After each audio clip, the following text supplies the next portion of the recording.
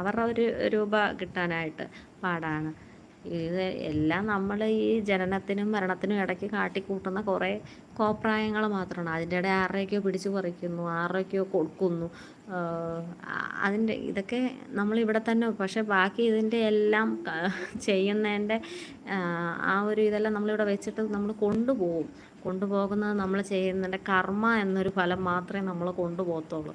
Maximum നമ്മളതിവിടെ അനുഭവിക്കുക തന്നെ ചെയ്യും. കർമ്മ എന്ന് പറയുന്ന കാര്യത്തിൻ്റെ ഇത് നമ്മൾ മാക്സിമം ഉപദ്രവിക്കാതെയും മറ്റുള്ളവർ ആഗ്രഹിക്കാതെയും പോയാൽ അത്രയും സമാധാനമെങ്കിലും കിട്ടും. അല്ലെങ്കിൽ നമ്മളിപ്പോൾ ഇന്ന് ഉണ്ടാക്കിയിടുന്ന നമ്മൾ മൊത്തം കഴിക്കത്തില്ല. ഈ ഉണ്ടാക്കിയിടുന്നതിൻ്റെ മെനക്കേട്ടിലെല്ലാം നമ്മൾ വീണ്ടും വീണ്ടും ഉണ്ടാക്കണം എന്നുള്ള ആർത്തിയിൽ പോവും.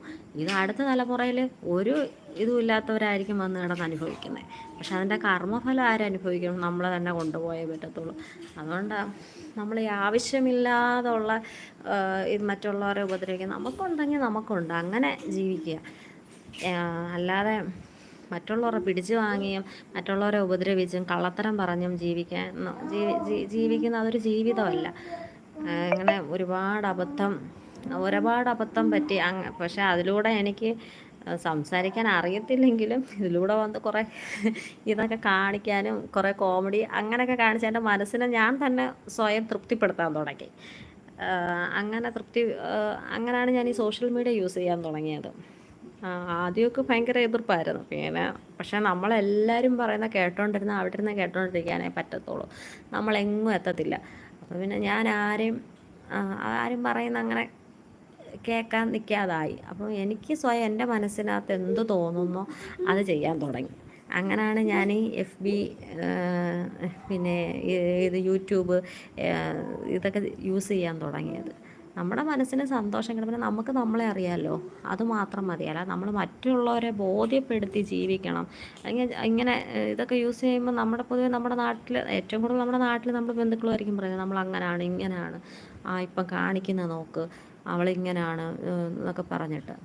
അപ്പോൾ നമ്മളത് മൈൻഡ് ചെയ്യാതെ നമ്മുടെ ഇഷ്ടത്തിന്, കാരണം ആകെ കുറച്ച് ജീവിതമേ ഉള്ളൂ. അത് നമ്മുടെ സന്തോഷത്തിന് ജീവിച്ചില്ലെങ്കിൽ പിന്നെ ആരുടെ സന്തോഷത്തിന് വേണ്ടി ജീവിക്കുന്നത്?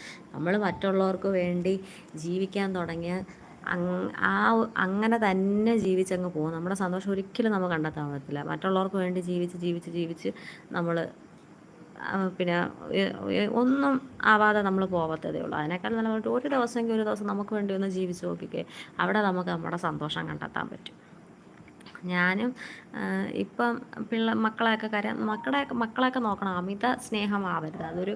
നമുക്ക് കടമയുണ്ട്. നമുക്ക് അവരുടെ അടുത്തൊരു കടമയുണ്ട്. പിന്നെ നമുക്ക് സ്നേഹമുണ്ട്.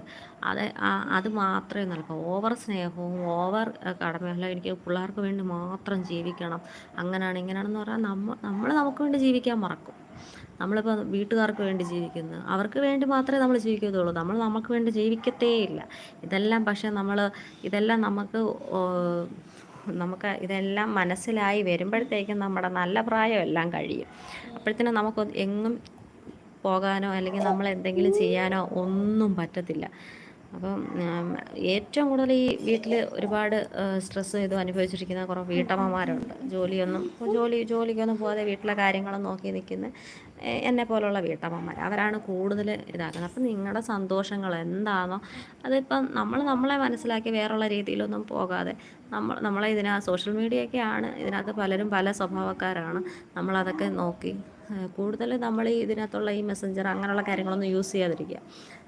എന്നിട്ട് നമ്മൾ മാക്സിമം നമ്മുടെ സന്തോഷത്തിലൂടെ നമ്മൾ മറ്റുള്ളവരെ മൈൻഡ് ചെയ്യാതെ നമ്മളങ്ങ് പോവുക, അത്രയേ ഉള്ളൂ. പിന്നെ പലരും നമ്മളെ പറ്റിക്കാൻ കാണും.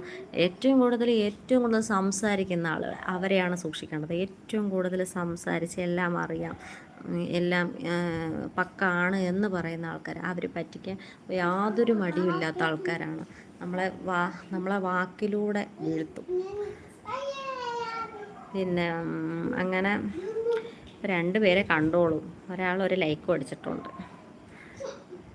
ആദ്യത്തെ ലൈവ് ആയതുകൊണ്ടായിരിക്കും. എനിക്ക് ലൈവ് എന്താണെന്നൊന്നും അറിയത്തില്ല. എന്തായാലും നമ്മൾ ആദ്യം ഒരു കുഞ്ഞുകുട്ടി പിച്ച വെച്ച് നടക്കുന്ന എങ്ങനെ അതുപോലെ നമ്മൾ തുടങ്ങത്തല്ലേ ഉള്ളൂ. അപ്പോൾ അതുപോലെ ഒന്ന് തുടങ്ങാം എന്നുള്ള ഇതിലാണ് ഞാൻ ഇന്ന് ഫസ്റ്റ് ലൈവ്. ഇതിന് മുന്നേ ഞാനൊരു ലൈവ് ചെയ്യണമെന്ന് വിചാരിച്ചു, പക്ഷേ പറ്റിയില്ല.